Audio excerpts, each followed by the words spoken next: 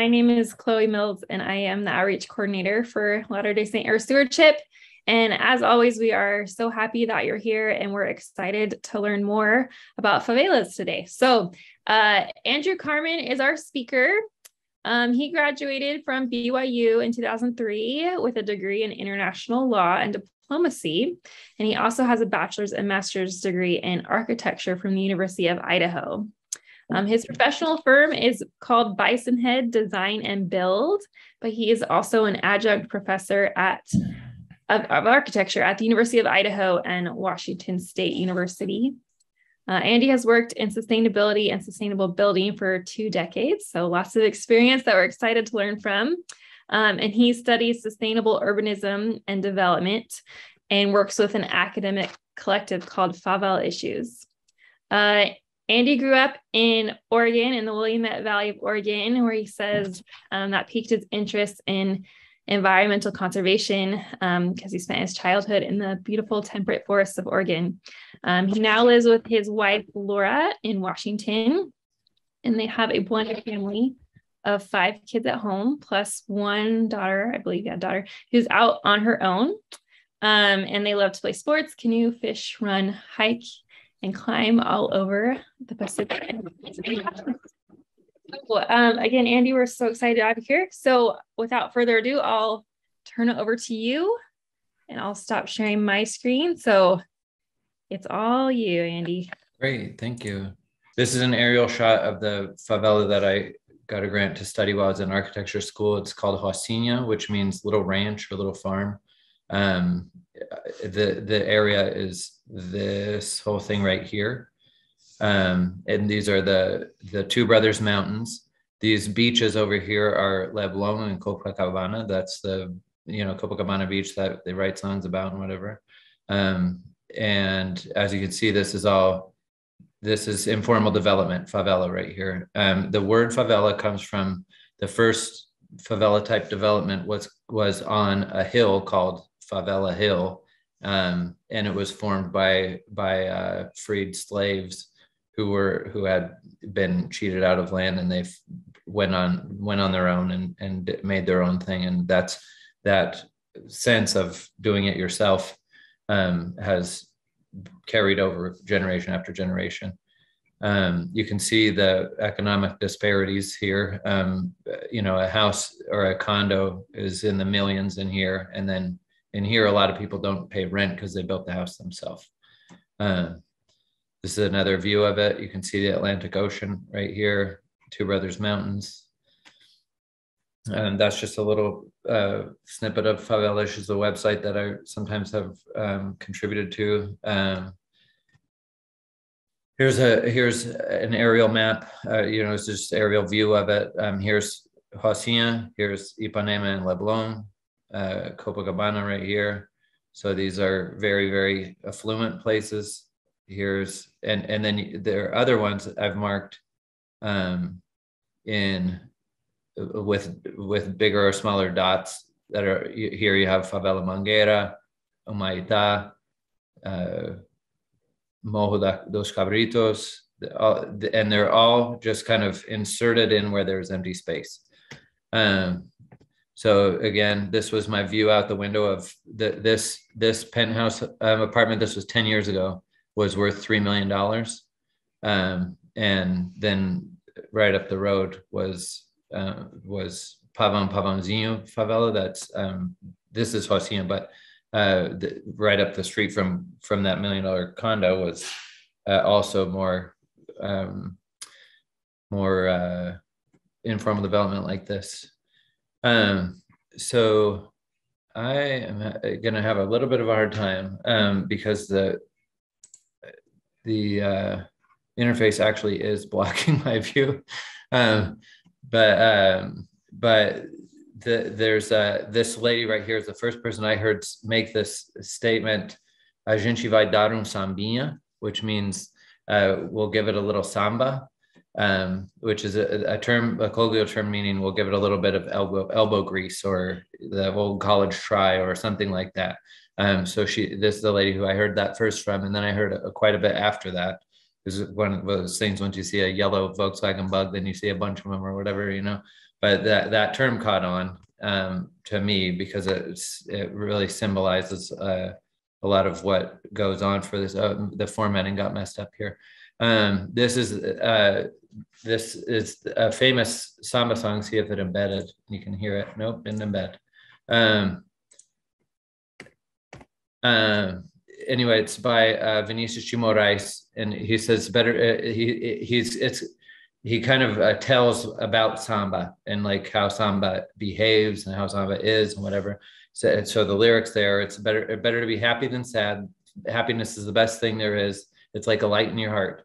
But to make a samba of beauty, you need a portion of sadness, because samba is the sadness that swings, and sadness always has the hope of being sad no more, right? So that term, give it a little samba, has this sense of taking something ugly and making something beautiful out of the ugliness. And shoot, this is going to be really hard because all my, wonder if I can move the bar. Oh, I can. Great. I just moved the bar. Great. Okay. So what I have is lessons, good lessons and bad lessons. And one of the bad lessons, lição do mal, like this, is that marginalization, social and economic marginalization, is reinforced by the built environment, meaning that once a building is there, it's somebody influenced the building, and once the building is there, it then influences us, right? And I didn't make up that term. There's a whole field of architecture study called phenomenology, where they study that reciprocal relationship between buildings and people, right? And if your surroundings are repressed looking, then your life reflects that, right? And if your life reflects that, then your buildings will also reflect it. It's this reciprocal relationship.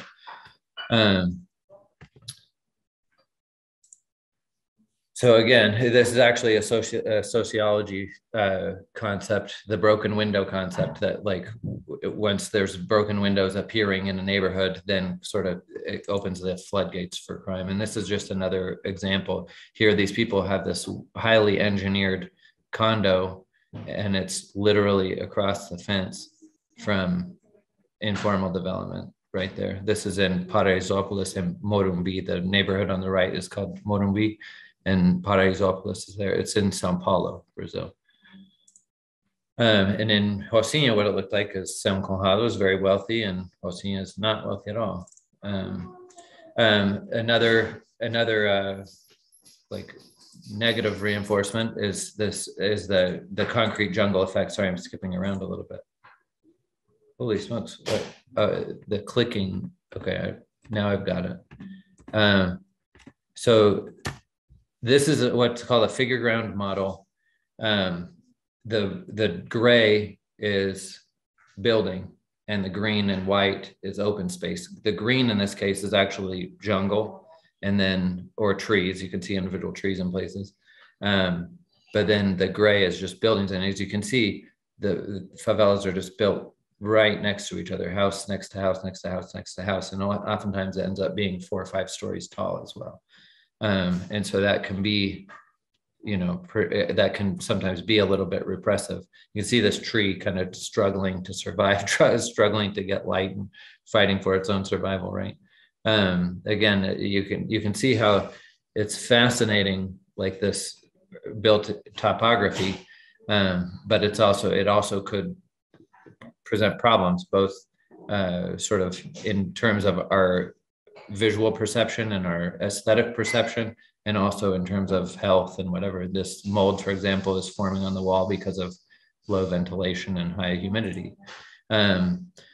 That picture, that scene reminded me of, and being in favelas has quite often reminded me of this quote from Aldo Leopold: one of the penalties of the ecological education is that one lives alone in a world of wounds. Much of the damage inflicted on land is quite invisible to laymen. Even though it's invisible, we absorb it anyway. And one of the things that I set out to study when studying favelas was that reciprocal relationship on the people, and almost no one could readily identify what was messed up.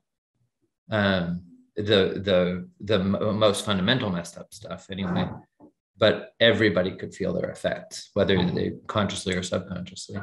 And this is one of the problems, is that when you have that concrete jungle effect, it separates us from the natural world. And that unfortunate fact is that we're all, the natural world and humans are interconnected irrevocably, and there's nothing we can do about that interconnectedness, but we can mask it. We can make ourselves blind to it by mediating the natural world so heavily from us. And you can kind of see how that might happen. There's almost this like dividing line between jungle and concrete jungle, right? But that interconnectedness will always be there. It's just we close ourselves off to it, right? And it's not uncommon. This urban sprawl effect is the way we do cities anymore in the Western United States, especially. I'm going to go ahead and skip past some of this because it's the concept being, though, that there's the greater sort of consciousness, whether reflected in formal government stuff or in community level things, or just sort of more subconsciously and latently. But there always the push and pull, that reciprocity between the individual and the greater society needs to be healthy, right? There was a sign someplace. Let me see if I took a picture of it. I didn't. Once somebody has done this, tossed garbage, it's much more consciously easy for someone else to do it, right?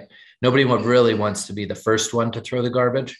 Somebody will, but then once somebody has done it, then it's a lot easier and it sort of snowballs. And that's when you see that reciprocating effect. Like the individual did something that added up into something big, and every so often the solution comes from the group too, because everyone sort of looks around and goes, well, what do we do now? And here's another a negative lesson that I inadvertently discovered. Energy shouldn't come cheap. Petrol fueled energy has been artificially cheap for decades already.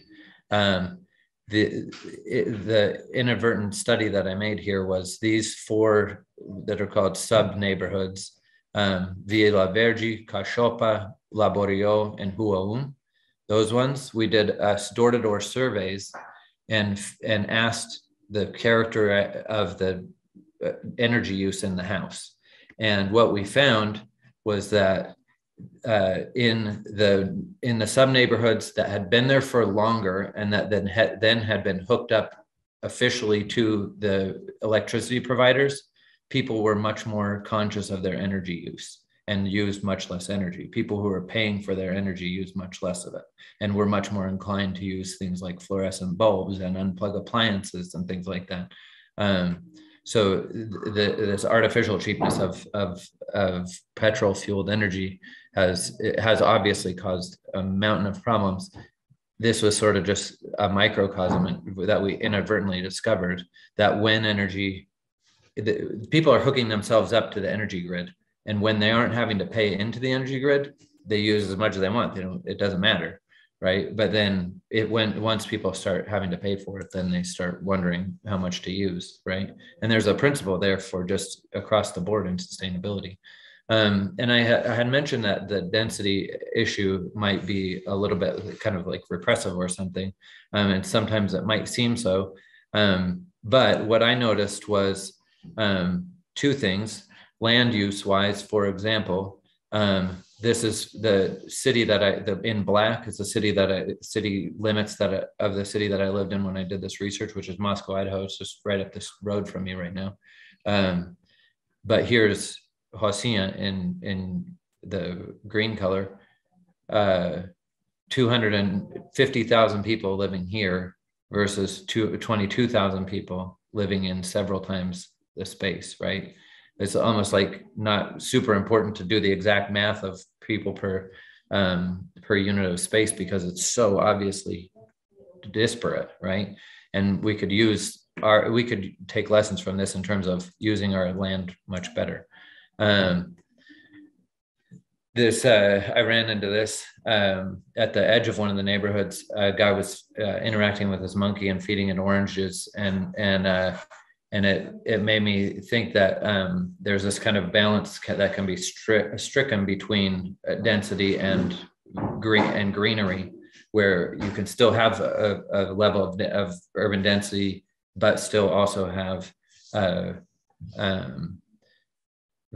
access to wildlife and wild aspects. Here's the primary character of the way favelas get formed is commercial on the bottom floor and then residential on subsequent floors. And in the US, we call this like walkable or transit-oriented development. People do it consciously in some places. And it has been done completely as a response to people's needs in this environment. People just do it naturally, instinctively. They just do it. This is not a result of any kind of zoning regulations or HOAs or anything like that. People just did it because it served its purpose usefully in the day-to-day lives of the people that were involved. Just another image of that. I just mentioned transit-oriented development. The neighborhood has a primary artery that was always hopping with public transit. Vans, motorcycle taxis, and buses all use this primary route along the middle of the neighborhood, which allowed anybody that worked there to get anywhere else in the whole metro area. And very, very few people as a percentage stay there for work. They go elsewhere to work. And so the public transit is very, very important. You can see on the lower right, that was it's actually Oscar Niemeyer built this. It was one of his last projects, built this, like a viaduct for people there, for a pedestrian viaduct.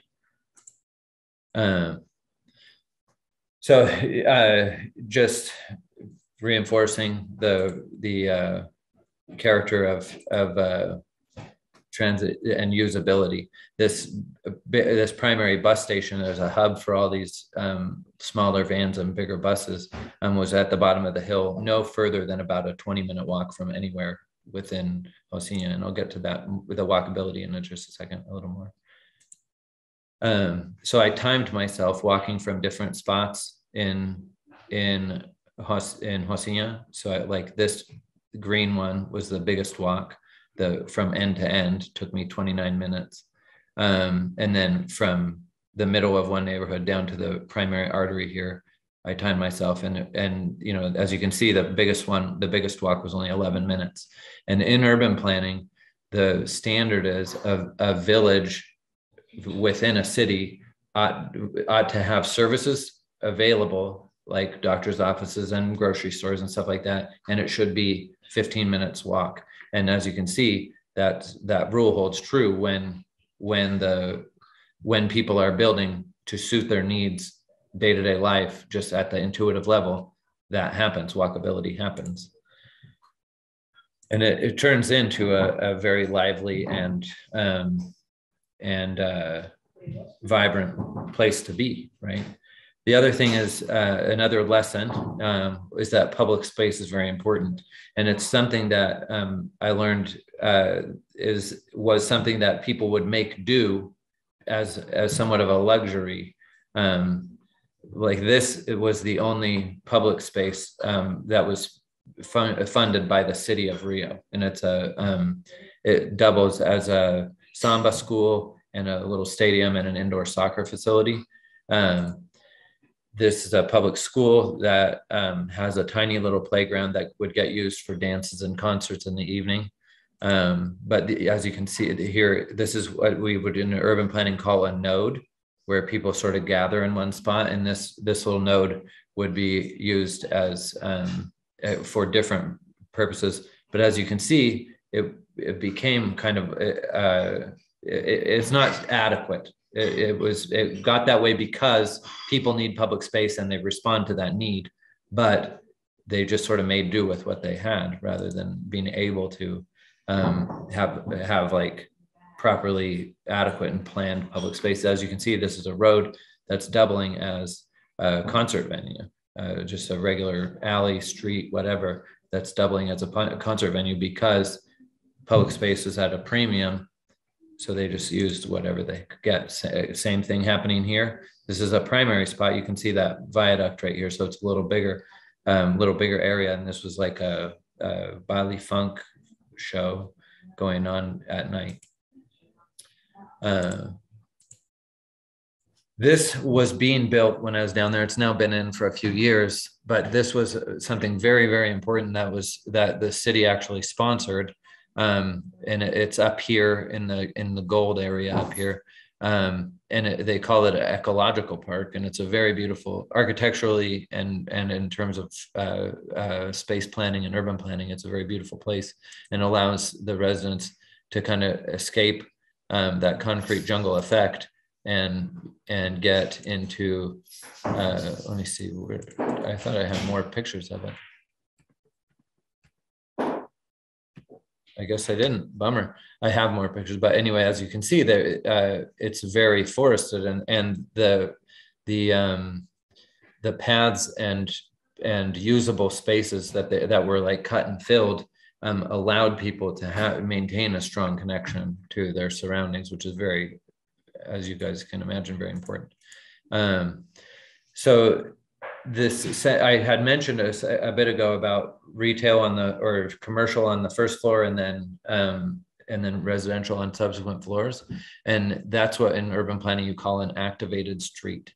And as you can see here, what happens when you have that commercial level and then residential above is that people come and go naturally, right? People only use the street on foot if things are within a walkable distance and if there's something to walk to, right? And so in the US, it's a very significant problem because, for example, where I moved from in Houston, I was teaching an urban planning class there, and I showed the grocery store closest to my subdivision, and then I isolated the house closest to that grocery store, and it was like 400 feet away.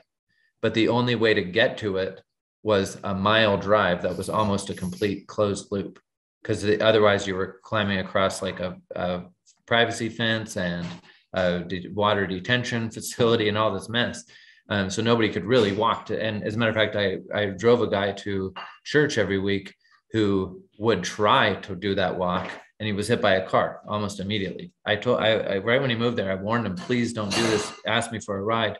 And he was so stubborn and willful that he did it anyway. And within a month, he was hit by a car because it's just not designed for pedestrians. This, on the other hand, as you can see, is designed for pedestrians.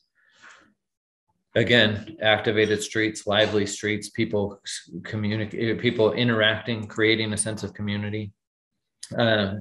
Another good lesson is thrift is good. It wasn't this guy, but another guy that I took a picture of in the night. The people would do this gathering of recyclables at night when the garbage was at the street in like Copacabana and Leblon, the lower elevation neighborhoods that are not favelas. People would go down from the favelas into the wealthier areas and go through the garbage and find recyclables. One of the guys that I took a picture of got kind of angry at me for taking a picture because he thought it was like that I was looking down on him or something. And I actually stopped and had a conversation with him and told him how much I admired what he was doing, and it helped him feel better about the picture. But I did very much admire this. Again, it's like do it yourself samba, give it a little samba attitude that people take, and it admits for very little waste, which is a very intuitive and sort of naturally occurring phenomenon in humans, but it gets kind of pushed aside in consumer culture. I mean, here's just some more examples of this sense. all of these were retailers and recyclers. This guy's job on the left was pulling apart refrigerators, and he would separate all the different scrap metal. This lady behind where this girl is, this wall, this was a stack of clothing repairs that this woman was engaged in doing. This is the guy that got mad at me, this recycler, the cardboard recycler. He only got like 3 cents a pound or something like that for recycling the cardboard. And I told him how valuable I thought that service was. Again, here's a glass recycler, and then this bin in one of the retailers was just, if you could find your part for an existing watch, you could repair your watch, right? On the lower left or lower right there, the sign that the guy has there, it says the catadores, these people that collect in the night, the collectors of recyclable materials of our planet do more for the environment than all of the Rio Plus 22, which was one of those like environmental conferences that got held in Rio, and which is very true. In the day-to-day sense, what they're doing is so valuable. And if everybody did it, it's that old Kantian idea that if everybody did a thing and the outcome was good, then it's a good thing to do, right? If everybody wastes, then waste becomes bad, right? And if everybody engages in thrifty behavior, then that stays good, right?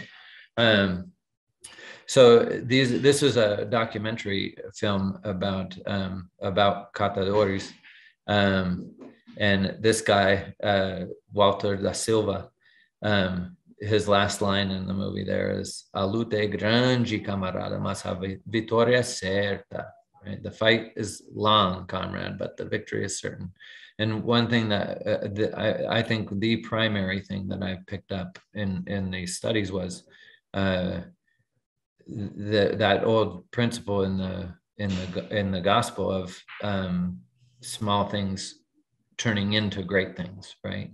And I believe that in terms of our own personal morality as it adds up to the larger picture, right? That the fight for us individually, or that struggle or whatever, seems sort of small, it seems insignificant, but when it adds up, then, like this guy says, the victory is certain, right?